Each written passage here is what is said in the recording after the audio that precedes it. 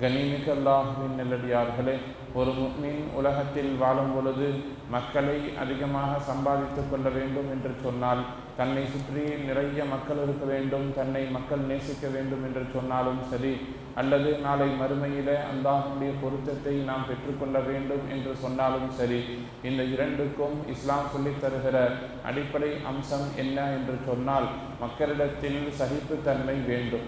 நபி ஸல்லல்லாஹு அலைஹி வஸல்லம் அவர்களை சஹாபாக்கள் உயிருக்கும் மேலாக நேசித்ததற்கான காரணங்களில் ஒன்றாக கூட சகிப்புத்தன்மை நமக்கு மத்தியில் சொல்லித்தரப்படுகிறது. சகிப்புத்தன்மை என்ன என்று சொன்னால், சகிப்புத்தன்மைனா என்ன என்று கேட்கிற பொழுது நாம் அதை மிக எளிதாக விளங்கிக் கொள்ள வேண்டும் என்று சொன்னால், ஒரு இடத்தில் நாம் பாதிக்கப்படுகிற பொழுது அதற்கு பழிக்கு பழியாக, பகரத்திற்கு பகரமாக பிறரிடத்தில் நாம் நடந்து கொள்ளாமல் இருந்தால் அதுதான் சகிப்புத்தன்மை என்பது. ஒருவர் நம்மை பார்த்து ஏதாவது ஒரு வார்த்தை கூடுதல் குறைச்சலாக சொல்லிவிட்டார் என்று சொன்னால் பதிலுக்கு நாமும் பேசுவது என்பது சகிப்புத்தன்மை அற்ற செயல் என்பதாக சொல்லப்படும். ஒருவர் நம்மை ஏதாவது ஒரு விதத்தில் நோவினைப்படுத்திவிட்டார், பகரத்திற்கு நாமும் அவரை பழிவாங்க வேண்டும் என்கிற எண்ணம் இல்லாமல் நாம் அவரை அனுசரிக்க வேண்டும், அவர் செய்யக்கூடிய விஷயத்தை நாம் சகித்து கொள்ள வேண்டும். இதுதான் சகிப்புத்தன்மை என்பது. இந்த சகிப்புத்தன்மை என்கிற ஒரு அடிப்படையான அம்சம் என்பது தனி மனித வாழ்க்கையிலேயும் இருக்க வேண்டும், குடும்ப வாழ்க்கையிலேயும் இருக்க வேண்டும், சமூக வாழ்க்கையிலேயும் இருக்க வேண்டும். எல்லா இடத்திலேயும் நமக்கு சகிப்புத்தன்மை என்பது வேண்டும். அதிலும் குறிப்பாக நாம் யாரிடத்தில் தேவையாக இருக்கிறோமோ அவரிடத்தில் நமக்கு நிறைய சகிப்புத்தன்மை இருக்கத்தான் செய்யும். நாம் நம்மை விட கீழே இருக்கக்கூடிய நபர்களிடத்திலே சகிப்புத்தன்மையோடு வாழ வேண்டும் என்பதுதான் இங்கே அவசியமான ஒரு விஷயமாக இருக்கிறது.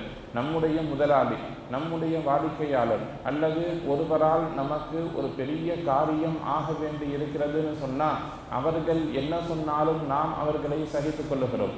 மாதம் 10,000 ரூபாய் சம்பளம் வழங்கக்கூடிய இடத்துல ஒருவர் 20,000 25,000 ரூபாய் சம்பளம் வழங்கி கொண்டிருக்கிறார் என்று சொன்னால் அவர் நம்மை என்ன செய்தாலும் நாம் ஏற்றுக்கொள்வோம், அவர் நம்மை என்ன பேசினாலும் நாம் ஏற்றுக்கொள்வோம். என்ன காரணம்னா அவரால் நமக்கு பிரயோஜனம் கிடைத்து கொண்டிருக்கிறது. இதே நேரம் நாம் யோசித்து பார்க்கிறோம், நம்முடைய பராமரிப்பில் இருக்கக்கூடிய நம்முடைய மனைவி, நம்முடைய பராமரிப்பில் இருக்கக்கூடிய நம்முடைய வயதான பெற்றோர்கள், இவர்களால் நமக்கு எந்த பயனும் இல்லை, நம்மால் அவர்கள் பயன் பெற்று கொண்டிருக்கிறார்கள் என்கிற சமயத்தில் அவர்கள் ஏதாவது கூடுதல் குறைச்சலாக ஒரு சில விஷயங்களை செய்துவிட்டால் நாம் ஒருபோதும் அவர்களை சகித்து கொள்வதில்லை. இஸ்லாம் சொல்லுகிறது, நீங்கள் தனி மனித வாழ்க்கையில் இருந்தாலும் அல்லது குடும்ப வாழ்க்கையில் இருந்தாலும் அல்லது சமுதாயத்தில் 10 நபர்களுக்கு மத்தியில் இருந்தாலும் சரி, எல்லா இடத்திலேயும் மக்கள் செய்யக்கூடிய விஷயங்களை சற்றே சகித்து கொண்டீர்கள்னு சொன்னால் உங்களுக்கு துன்யாவிலே மதிப்பும் மரியாதையும் மக்கள் உங்களுக்கு மீது வைக்கக்கூடிய நேசமும் கிடைக்கும், நாளை மறுமையில் அல்லாஹுடைய பொருத்தமும் கிடைக்கும். நபி ஸல்லல்லாஹு அலைஹி வஸல்லம் அவர்கள் குடும்ப வாழ்க்கையில் தன்னுடைய மனைவி மக்களிடத்தில் சகிப்புத்தன்மையோடு நடந்து கொண்டார்கள். அன்னை ஆயிஷா ரலியல்லாஹு தஆலா அன்ஹா அவர்கள் ரசூலுல்லாஹ்விடத்திலே கோபப்பட்ட நிறைய தருணங்கள் இருக்கிறது. இன்னொரு மனைவிமார்களிடத்திலிருந்து ஏதாவது ஒரு சில விஷயங்கள் வந்துவிட்டதுன்னு சொன்னால் ஆயிஷா ரலியல்லாஹு கோபப்படுவார்கள். ஆனால் நபி ஸல்லல்லாஹு அலைஹி வஸல்லம் தன்னுடைய மனைவிமார்களிடத்திலே கோபப்பட்டதாக எந்த ஒரு வரலாறையும் நாம் பார்க்க முடியாது. நபி ஸல்லல்லாஹு அலைஹி வஸல்லம் அவர்கள் தன்னுடைய மனைவிமார்களை ஏசியதாகவோ அல்லது அவர்களிடத்தில் கடுமையாக நடந்து கொண்டதாகவோ எந்த ஒரு வரலாறையும் நம்மால் பார்க்க முடியாது. அதே போல தனி மனித வாழ்க்கை என்கிற அடிப்படையில் நபி ஸல்லல்லாஹு அலைஹி வஸல்லம் வாழ்க்கையை பார்த்தோம்னு சொன்னால் அனஸ் ரலியல்லாஹு தஆலா அவர்கள் மிக நீண்ட காலம் நபி ஸல்லல்லாஹு அலைஹி வஸல்லம் வேலையாளராக ஹாதிமாக பணி செய்து கொண்டிருந்தார்கள். அவர்கள் சொல்லக்கூடிய ஹதீஸ் என்னன்னா, ஒரு தடவை கூட நபி ஸல்லல்லாஹு அலைஹி வஸல்லம் அவர்கள் என்னை பார்த்து இந்த வேலையை நீ ஏன் இப்படி செய்தாய் என்றும் கேட்கவில்லை, இந்த வேலையை நீ ஏன் இப்படி செய்யவில்லை என்றும் என்னிடத்தில் கேட்டதில்லை. ஒரு நாள் ஒரு அவசர வேலையாக நபி ஸல்லல்லாஹு அலைஹி வஸல்லம் அவர்கள் அனஸ் ரலியல்லாஹுவை முக்கியமான ஒரு வேலைக்காக வேண்டி அனுப்பி வைப்பார்கள். அனஸ் ரலியல்லாஹு யாருன்னா ஒரு சிறுவர், சின்ன வயசில் நபி ஸல்லல்லாஹு அலைஹி வஸல்லம் இடத்தில் கொண்டு வந்து விடப்பட்ட ஒரு சிறுவர் ரசூலுல்லாஹ்வுக்கு ஹாதிமாக இருப்பார். அவர் அந்த நேரத்தில் வேலை விஷயமாக சென்று கொண்டிருக்கிற பொழுது சிறுவர்களை பார்ப்பார்கள், பேசுவார்கள், வேலையை மறந்துவிட்டு அவர்களோடு விளையாடுவதற்கு சென்று விடுவார்கள். சிறிது நேரத்திற்கு பின்னால் ஞாபகம் வரும், நாம் நபி ஸல்லல்லாஹு அலைஹி வஸல்லம் நம்மள்கிட்ட ஒரு வேலை சொன்னாங்களே என்று நினைத்து மீண்டும் ரசூலுல்லாஹ்விடத்தில் வந்த பொழுதும் கூட நபி ஸல்லல்லாஹு அலைஹி வஸல்லம் அந்த நேரத்தில் தன்னை தண்டித்து விடுவார்களோ, தன்னை கண்டிப்பார்களோ என்று பயந்து வருவார்கள். ஆனால் நபி ஸல்லல்லாஹு அலைஹி வஸல்லம் அவர்களை ஒருபோதும் தண்டிக்கவில்லை, அவர்களிடத்தில் நல்ல விதமாக நடந்து கொண்டார்கள் என்று ஹதீஸுகளில் பதிவு செய்யப்படுகிறது. ரசூலுல்லாஹ்வுடைய தனிப்பட்ட வாழ்க்கை முறையில் அவர்கள் எந்த அளவிற்கு சகிப்புத்தன்மையோடு வாழ்ந்தார்கள் என்பதற்கு இது ஒரு சான்றாக இருக்கிறது. அதே போல மக்களிடத்திலேயும் நபி ஸல்லல்லாஹு அலைஹி வஸல்லம் அவர்கள் மிகவும் சகிப்புத்தன்மையோடு வாழ்ந்தார்கள். அதிலும் குறிப்பாக தன்னை எதிர்க்கக்கூடியவர்களிடத்திலே நபி ஸல்லல்லாஹு அலைஹி வஸல்லம் அவர்கள் கனிவோடும் மரியாதையோடும் நடந்து கொண்ட வரலாறுகள் என்று பார்க்கிற பொழுது ஆயிரக்கணக்கான வரலாறுகள் கிடைக்கும்.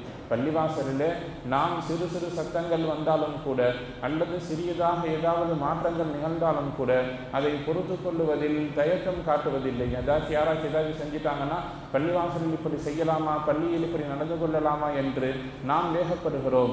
நபி ஸல்லல்லாஹு அலைஹி வஸல்லம் காலகட்டத்தில் ரசூலுல்லாஹி ஸல்லல்லாஹு அலைஹி வஸல்லம் மஸ்ஜிதுல் நபவியில் இருக்கிற பொழுது ஒரு காட்டரபி, ஒரு கிராமவாசி வந்து சிறுநீர் கழித்த வரலாறுகள் நாம் அறிந்த ஒரு வரலாறு தான். ஒரு கிராமவாசி வருவார், பள்ளிவாசலுடைய ஓரத்தில் நின்று சிறுநீர் கழிக்க ஆரம்பிப்பார்கள். நபி ஸல்லல்லாஹு அலைஹி வஸல்லம் அவர்கள் அவர்களை அந்த கிராமவாசியை தாக்குவதற்காக வேண்டி, அழிப்பதற்காக வேண்டி, ஏசுவதற்காக வேண்டி சென்ற சஹாபாக்களை தான் தடுத்தார்கள்.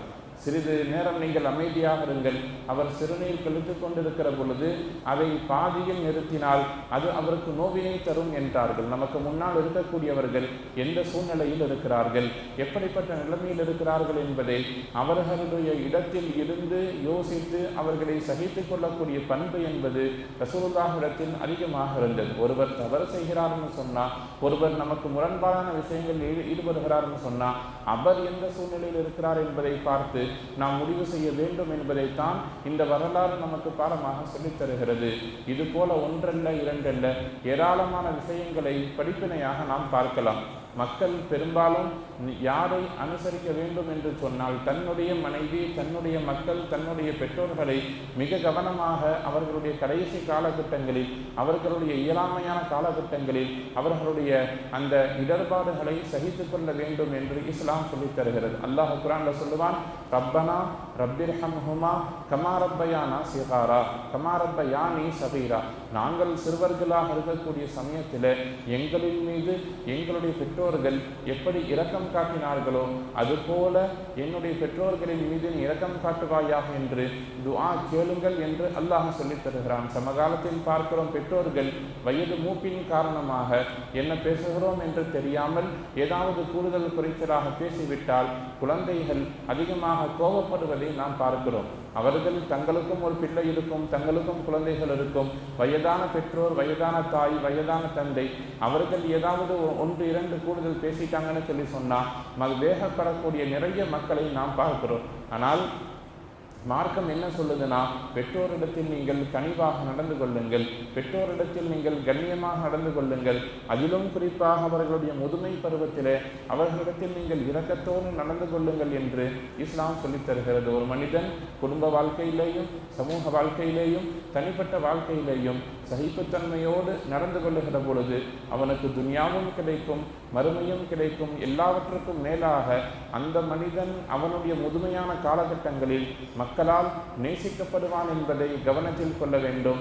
எல்லாம் அல்ல ரப்புல் ஆலமீன் அல்லாஹ் சுப்ஹானஹு வ தஆலா உலகில் வாழக்கூடிய காலகட்டங்களிலே எல்லா மக்களையும் அனுசரித்து வாழக்கூடிய, சகிப்புத்தன்மையோடு நடந்து கொள்ளக்கூடிய நல்லதொரு தௌஃபீக்கை நம் அனைவருக்கும் தந்து நல்லதொரு புரிவானாக. வாஹிரு தஅவானா அனில் ஹம்துலில்லாஹி ரப்பில் ஆலமீன்.